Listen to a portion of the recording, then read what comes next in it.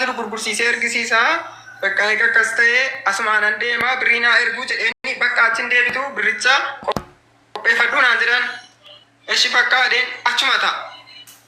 Eenyutu siin jedhe? Namicha takkas naan jedhee Faatumaadha. Namicha duukaa naasaaf gaafan akkas naan jedhu Faatumaa mattan dawwalan Faatumaadhumaaf sagalee qaba maaliifiini namicha duukuma riineeshinii qabu bakka namicha. Isa dabalse kana Faatumaatti dubbattee taati.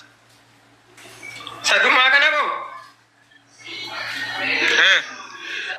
Isa kuma dhibbaaf shantamaa hin daballe birrii kuma 4,800 garuu Faatumaadhumaan waliin kanan dabarse akkaawuntii isheen ergite irratti jechaadha. Isa kuma dhibbaaf shantamaa garuu hin dabarsine. Otumaan nan dabarsaa. Okay, isa ni dabalee hin daballe. Hin daballetuma akka jedhu iyyuu soomayiikaa ga'ee naaniin birrii wayii achumatti narraa badee ture. Birrii siin ergaa naan jette birrii siin ergaa waan ati biyya galtu naan jette otuun taa'ee kadhu birrii naa ergine biyyaayyuu ijoolleen birrii naa ergane naaniin raamadaana hiikuma natti galee achumaan manatti tafee jechaadha. Malee birrii isaa ergine birrii siin daballe. Isa 150 dabalee naan dide malee hin daballe isa 4,800 kan isii bira ga'e sanumaa jechuudha. Eeyyee hin daballe namichi yeroo dhageessatti gaafanu kunoo isa dabali jedhame sana hin daballe. Ani isatti dabalee 150 jettu sana nan dide jedhaa jira kun qabaru. Birrii isaa sanallee hin agarre garuu namaaf nama walitti fidee wal barsiiseera deemma ammoo mucaadhaan waliin haasaa jira. Kunoo mucaadhaan waliin haasaa jiru yoo inni jedhee kaada yoo mucaan sun bilooke nan kaffalaa birrii isaa garuu mucaan sun ittiin haasaa jira. Kunoo sagalee isaa dhaggeeffachisiin jedhaa barragaa. Tokkuma namichi sagalee naa qabaa jira sagalee naa qabaa jiru hin jennee man garuu an namicha beeku namichi sagalee naa qabaa jira. Kaleessa sagalee naa qabaa ture ansiin hin maddaa deene Faatumaan maallaqa sitti kenne hanaan Faatumaan si himattu maallaqa natti hin kennine. Faatumaan himadheera gatii ta'e. Maallaqa isaa ulfaatu nagamne garuu biyya biyya maantee walitti fidee biizaa baasaaf jennaan biizaa baasii fi biizaa nan baasaaf jennaan wal barsiise walitti agganaan jee silkii jaraa ergee fi akkaawuntii sanatti erginaan biizaan ittiin ba'u ergi jedhee irra ergeera kana kaadaan jiran. Kan lammaffaa immoo birrii osoo naan hin mari'atin ramadanii qabamuudha. Birrii isa fuute deebisi. Meeyaatti birrii isa fuute sana deebisi. Mee sagaatti numna isa fuute kana deebisi. Birriin fuunes ni jedhaara baran. Birrii akkaawuntii sanatti ergame barkiyya irratti hin ergamne akkaawuntii maqaan koo irratti hin ergamne. Isa galchi kana irratti galchi jette sana deebisin siin jedhee bar. In kaffala dhaara kan iyyuu kaanne bar innuu kaanne in kaffalaa fi jedhaara amma wayii gurguree. Mee fidi kan keessii gaafannaa siif kaffalu ati kan mucaa kaffali. Kaleessa nani madda jechaa turte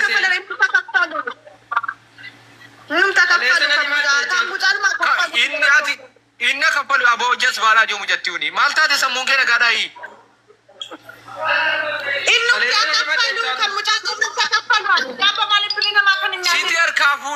Siti harkaa fuudhe ittiin walii galee kan harkaa fuudhe siini miti. Himachuu dandeenya himachuu. Isa gaafadhee. Himattuu asirratti amma fiddu Wayi dubbattume. Namichi nama arsiiti naan jette. Oyi dubbattume. Dubbattu qoyme. Tokkummaa. Mee dubbattu.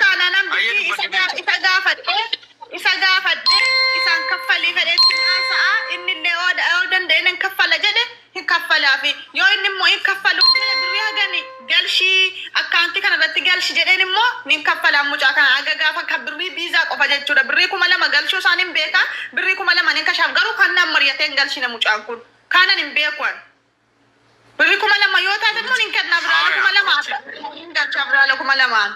Birrichi kun gargaritti itti deemee sila. Kun akkaawuntiin gargara na bira jira akkaawuntiin risiitiin hundi sanatti engedi risiitiin narkara risiitiin hundi isaa. Mee gurbicha fidi yeroo tokko hanaan gurbicha fidime. Nani madda jechaa turte kaleessa turte. Sagalee naa qabaati. Waa'ee gurbichaa ammatti callisime. Ati hanaan mee fidi gurbicha jettu kana hanaan. Sagalee isaan fida moo suuraa isaan fida? No. Gurbicha dawwalii fidi. Kottu jedhi gurbicha. Amma silkii irra jiru kan inni amma akkoo nama biyya jiru silkii irra jiru garuu obboleessa isaatti dawwaluun hin danda'a yaani silkii immoo lama biraan qaban. Fidi dawwalii rakkoo qabu. Lakkoofsa sanaa ergi yookaan dawwalii fidi. Yookaan na ergi nan bilbilaa. Wajjin jirta moo adda baatee taate? Waan akkasi mana qorattaati birri abbaati yoo waan si gaafadhe qabaanatti ammoo namni waan isiidhaa dubbatamu sin beektu bar jasbaa waan isii dubbatamu sin beektu bar siifani waan kana bar wajjin jirta moo adda baateen waan akkasi aboo gurbichi kun maayii waan atti maayii siifani dubbataa jira nattiin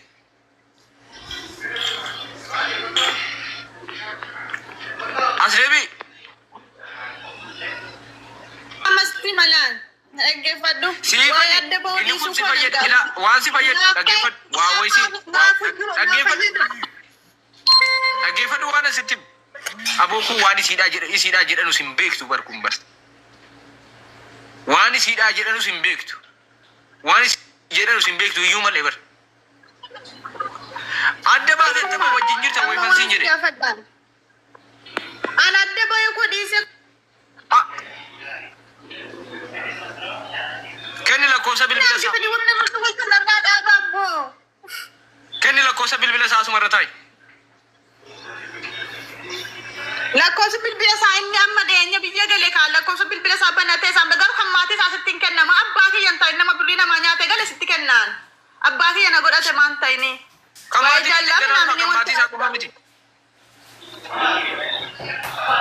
kan maatii kiyya maallaqa nama maatii kiyya fuudhee nyaate kunoo bira jiru dhaqee maatii kiyya bukkee dhaqee taa'inaan dawwaluu yoo barbaade inni kun olla maatii kiyya wallahi wabillahi maallaqa kanan kaffaltu taaraan sheeka biyya keessanii masgida sagachiisu asirra fi imanu itti mee baran tokkummaa maallaqa isaa kan hin beeku akka isatti dawwali silkee obboleessa isaa irratti dawwali gaafadhu nu sitti maaga maallaqa nama inni fuudhee jiru kaan dawwali maa silkii seentatti irratti dawwali fadhu funanichi fadhu kenni naan didde kenni lakkoofsa isaa bilbilaa giifti ittiin kannaa qabini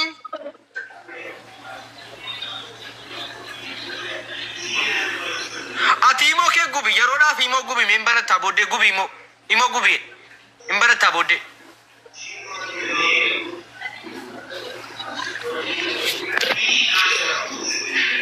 immoo gubi giifti silkicha laalee dhufaa silkicha ammaan silkii lama biraan qabu silkicha laalee dhufaa yaa fidi rakkoon qabu ayyee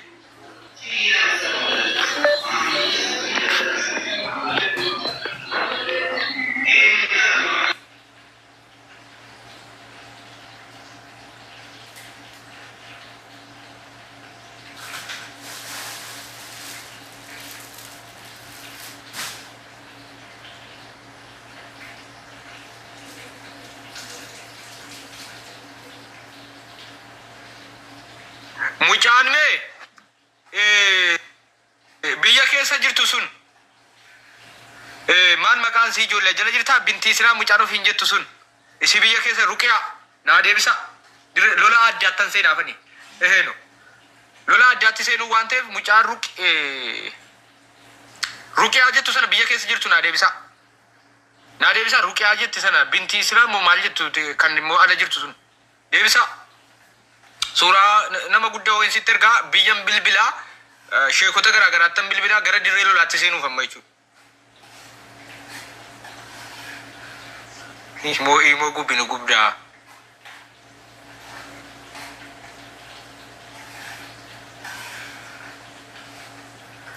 Tokkummaa shabaqaa nama karaara mubaarikiin fidaa daraa. kan biraas qabannee raaqaa kan biraa tokkos warri jimmaa har'a mana keessan hin seenan marrammoo har'a ilaal gaafa suuraa maatii guurradhee dhufe tokko kee jalatti boosee jenna kadhataan jira suuraa maatii kee gadi baasuu deemaan jira jedheetti maan jira haadhaaf abbaa kee ofirkaan qabaa gadi baasuu deemaan jira sheer gochuu malee aasaa biraa siirraan barbaadu jechuudha deebisuuf hin deebifamu taanaan gadi guurra jechuudha tokko qopheeffadhee jaayizan ofirkaa qaba bakka kadhataa jira itti ergeelaa kun ol baasuuf hin deemaa jedhee kadhataan jira hin ta'u taanaan ol darbaa jechuudha fiduuf qophiidha ofirkaan qaba jechuudha. kadhataan jira tokkoof nagaroo kenna qoisi miti nagaroo kennaaf hin jira tokkoof jechuudha nagaroo suuraa haadhaa ergee fi waraabamee na bira dhufeera nagaroo fudhadhuun jedhaara nagaroo kana hin fudhattu taanaan garuu fideen ol darbaa jechuudha iman olan darbaa jechuudha nagaroo kennaaf hin jira adaraa hidhee kadhataan jira jechuudha maallaqichi kasheerra jira waan ta'eef nagaroodha kanan kadhadhu malee wanta biraa miti lakkoofsa haadhaa ofirkaan qaba abbaa ofirkaan qaba kan wasiilasii ofirkaan qaba ittiin bilbilaa jechuudha sirra taa'e.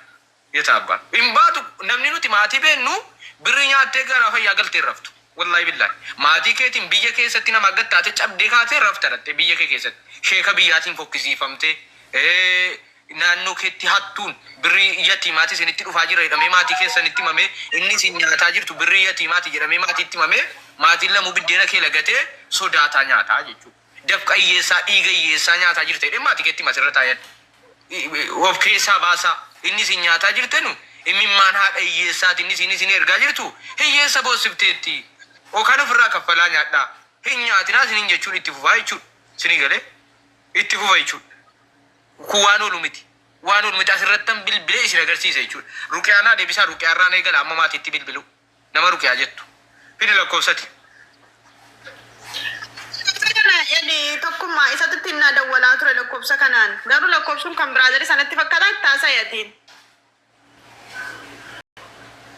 Ayyee wajjin jirtu jechuudha. Ayyee natti mi duwwaa 2519. 36. 36. 53. 53. Duwwaa tokko 62. Waa tokko 62. Maali maqaan isaa? Obsaa gaafadhu. Maqaa isaan beeku. Muhammad. Aboo mucaa taabaana kana. Maqaan isaa maa inni itti bilbileera?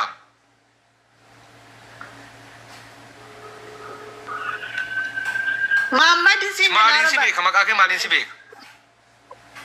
Hani. Faatumaa dirra Kongo.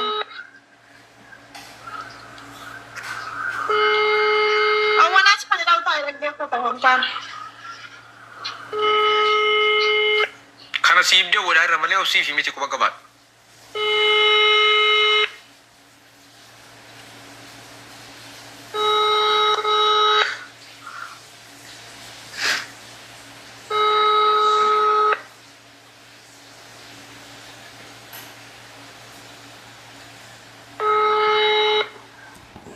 Seegaan jira kottu kan mucaaraan kottu jedhiiti seegaan jira.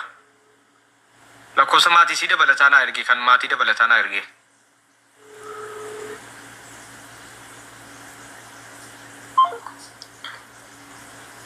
Egaa jaarsi kee hin kaasu amma birrii isaa yoon galchitaaf haasaa gabaabaa birrii obsi. Ani